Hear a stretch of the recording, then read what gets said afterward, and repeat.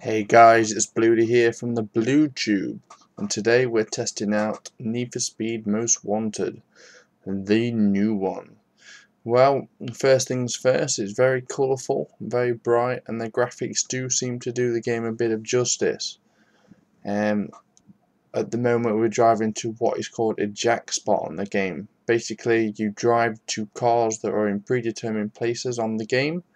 Once you find them, they stay on your map, and then that is how you change a vehicle. You go back to that vehicle and jack it, and then it is yours. So at the moment we're currently driving to the Porsche jack spot. The Porsche, I don't know if it's a Cayman or Carrera, I can never paid attention. Either way, it's a Porsche. So we're currently driving there at the moment in this Aston Martin. I'm not a fan of the way the brakes and the drifting works at the moment, because at the moment on this game it's unlike any other ones. You actually hit the brake. You can't just use the handbrake just to slide out. He says you have to hit the brake to slide. It's very different and weird, and I'm not a fan. I come from the Forza background and I prefer my Forza games, but I used to like Need for Speed. I adored the original ones, Underground 2, and the original Most Wanted, and even Carbon was alright. And then it seemed to go down a different route, and it just wasn't the same game. So I was a little bit skeptical when they decided to call this game Most Wanted. Um, they said they've done it because they wanted to go back to the roots, but in my eyes, this isn't really back to the roots. Yeah, you've got cop chasers on it, but it's not the same. It's not the same as the original game. You haven't got like a vast choice of cars that you can just go and endlessly upgrade and stick body kits on and tune the engines, neons and stuff like that. It's just not the same. So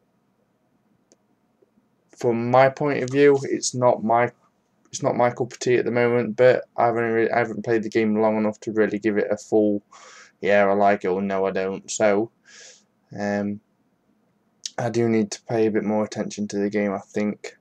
One thing I find really annoying in this game is when you crash, which like completely wipes you out, and you have like a little mini cutscene each time of your car just being destroyed. Which I'd rather it just not have the cutscene and get back into the racing a bit quicker. But I'm sure you'll find that out for yourselves. But I suppose if you don't crash, you not see the cutscene. But on some of the weaker cars like the Caterhams and the Aerial Atoms, um, they haven't got the chassis strength built into them, so you will tend to write them off a lot. Even you could just run into the back of another car and it'll write it off. But this Porsche, you can hit a lot of things before it does any major damage. So this is the first race you do in the game. Is once you found the Porsche, you're basically racing against the Aston Martin, which you've already just been driving.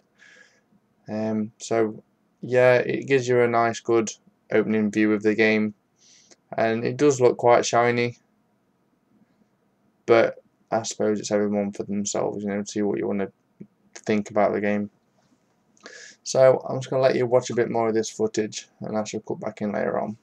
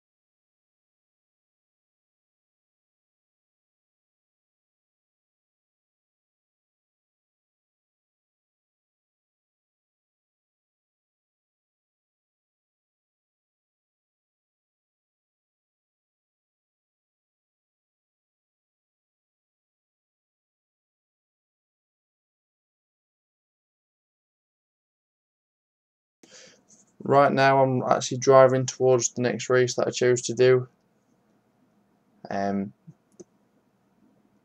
I get a bit sidetracked and don't really pay attention. And that little menu that you saw drop down there, and that's where you choose how the customizations on your vehicle, and then choose your next race and stuff like that. It's a little bit twitchy because I'm not really used to it yet, but I'm sure it's going to be fun. This here is a garage. You drive through these and it repairs your vehicle, sprays a different colour. I'm not sure if it knocks down any heat yet. Like, if you've got the cops after you, I don't know. I'm assuming it will, because when you used to do that in the old games, it did. So if it follows the suit of the other games, and then I'm hoping it will do. So I'm driving along now to the next race that I chose, and I accidentally come across, which is my favourite car in the game so far, anyway. But it's one of my favourite cars in real life, just because they're so fun. And that is the Aerial Atom, and it's the V8 version as well.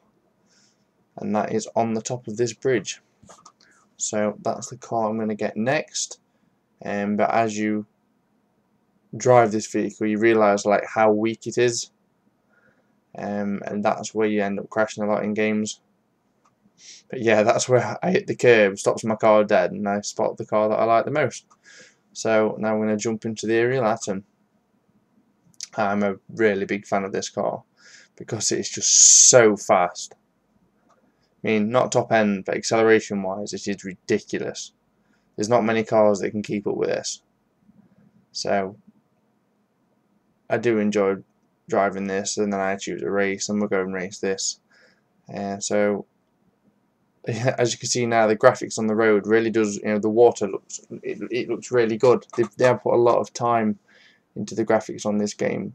I just wish they'd gone a different way with the gameplay. Like this menu, it's all done off the D-pad, and it's just weird, and I'm not used to it yet. But I suppose obviously, I've been playing Forza like some of you that I know have, so I'm used to the setup of Forza, used to the control setup as well. So we'll see. So I'm just going to let this run into the race, and then I will see you all in the next episode.